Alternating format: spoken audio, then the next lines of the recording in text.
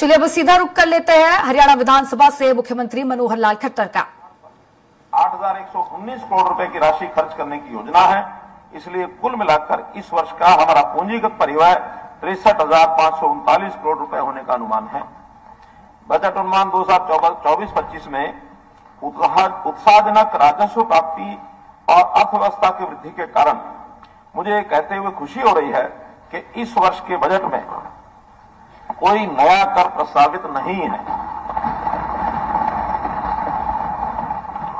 1,16,638 करोड़ रुपए की राजस्व प्राप्ति का अनुमान लगाया है, जिसमें 84,551 करोड़ रुपए का कर राजस्व और 9,243 करोड़ रुपए गैर कर राजस्व शामिल है। कर राजस्व प्राप्ति में जीएसटी, वैट, आबकारी और स्टाम्प और पंजीयन शुल्क राजस्व प्राप्ति के प्रमुख स्रोत हैं। केंद्रीय कर का हिस्सा 13,332 करोड़ रुपए है और केंद्रीय अनुदान सहायता 9,512 करोड़ रुपए है। इसके अलावा मैंने 72,722 करोड़ रुपए की पूंजीगत प्राप्ति का अनुमान लगाया है। राजकोषीय मानक।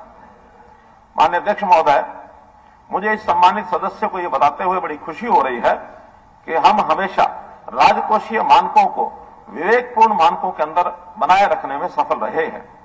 संशोधित अनुमान 2023-24 में राजकोषीय घाटे को जीएसडीपी के 3% की जो परमिटेड सीमा है उसके मुकाबले जीएसडीपी के 2.8% पर सीमित किया गया है। मैं वर्ष 24-25 के लिए सकल राज्य घरेलू उत्पाद के 2.77% राजकोषीय घाटे का प्रस्ताव करता हूं, जो कि 3% की जो हमारी अनुमेय सीमा है उसके अंदर सीमित है। सकल ऋण स्टॉक को भी हम निर्धारित सीमा में रखने में सफल हुए हैं। संशोधित अनुमान 2023-24 में ऋण सकल राज्य घरेलू उत्पाद का अनुपात 26% है, जो कि 33.1% के नॉर्म्स में निर्धारित सीमा में है। वर्ष 24-25 के लिए ऋण स्टॉक सकल राज्य घरेलू उत्पाद का 26.15% अनुमानित है, जो 32.8% के निर्धारित मानदंडों से काफी कम है। हम राजकोषीय विवेकशीलता अपनाना जारी रखेंगे, क्योंकि सतत आर्थिक विकास का यही एकमात्र मार्ग है। सार्वजनिक क्षेत्र के उपक्रम। माननीय अध्यक्ष महोदय, राज्य के सार्वजनिक उपक्रमों का वर्ष 23-24 में कारोबार 79,907 करोड़ रुपया रहने का अनुमान है, जो पिछले वर्ष से 11.94% की वृद्धि है। मुझे ये बताते हुए खुशी हो रही है कि पिछले 9 वर्षों की अवधि में सार्वजनिक क्षेत्र के उपक्रमों के प्रदर्शन में सुधार हुआ है। वर्ष 2013-14 के दौरान सार्वजनिक क्षेत्र के 43 उपक्रमों में से केवल 13 उपक्रमों ने 804 करोड़ रुपए का लाभ अर्जित किया, शेष 30 घाटे में चल रहे थे। वर्ष 2022-23 के दौरान लाभ कमाने वाले सार्वजनिक क्षेत्र के उपक्रमों की संख्या बढ़कर 13 से 20 हो गई, जिनका कुल लाभ 1,767 करोड़ रुपया रहा। इस तरह 963 करोड़ रुपए की वृद्धि हुई, जो कि डबल से भी अधिक है। मुझे इस सम्मानित सदन को यह अवगत कराते हुए बड़ी खुशी हो रही है कि सरकार द्वारा उठाए गए कदमों के कारण सार्वजनिक क्षेत्र के सभी उपक्रमों का संयुक्त ऋण मार्च 2014 के 60,576 करोड़ रुपए के 27.4% कम होकर मार्च 2023 में 43,955 करोड़ रुपया कम हो गया, जो लगभग 17,000 करोड़ रुपया हमने ये कम किया है।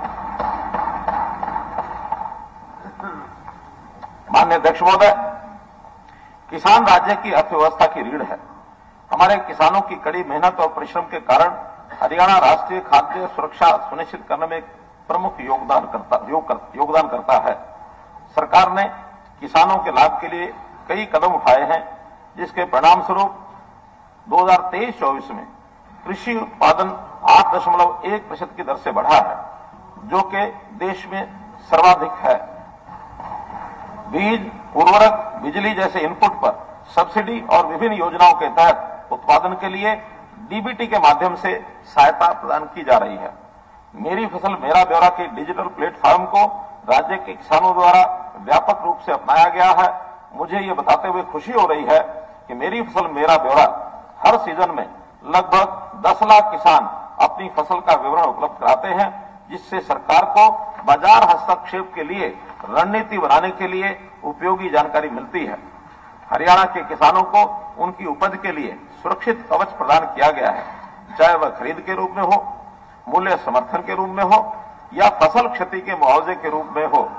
प्रचलित बाजार मूल्य और न्यूनतम समर्थन मूल्य के बीच के मूल्य के अंतर आधार पर सरकार ने न्यूनतम समर्थन मूल्य की पर सीधी खरीद या भावांतर भरपाई योजना के माध्यम से मूल्य अंतर के लिए सहायता प्रदान करने की रणनीति अपनाई है। पिछले 3 वर्षों में सरकार ने न्यूनतम समर्थन मूल्य यानी एमएसपी पर 14 फसलों की खरीद की है और इसका भुगतान सीधे किसानों के खाते में किया है। सरकार ने खरीफ और रबी सीजन में 2023 में 29,876 करोड़ रुपए का भुगतान सीधे किसानों के खाते में जमा किया है।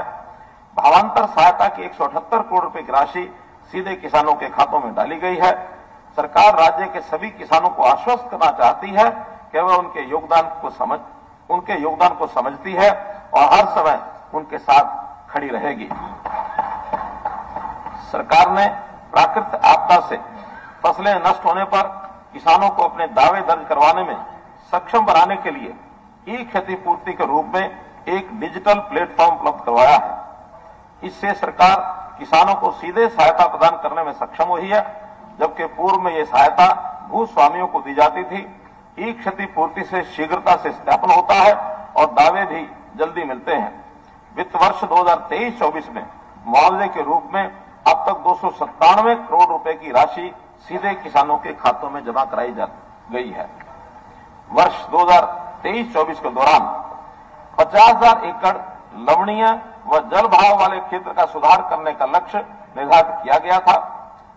सब सरफेस एवं वर्टिकल ड्रेनेज टेक्नोलॉजी का प्रयोग करके 52,695 एकड़ क्षेत्र का सुधार किया गया है और इस वक्त कार्य पर 80 करोड़ 40 लाख रुपए की राशि खर्च की गई है। वर्ष 2024-25 में गंभीर रूप से लवणीय व जल भराव वाली 62,000 एकड़ भूमि का सुधार करने का लक्ष्य निर्धारित किया गया है। मुझे आशा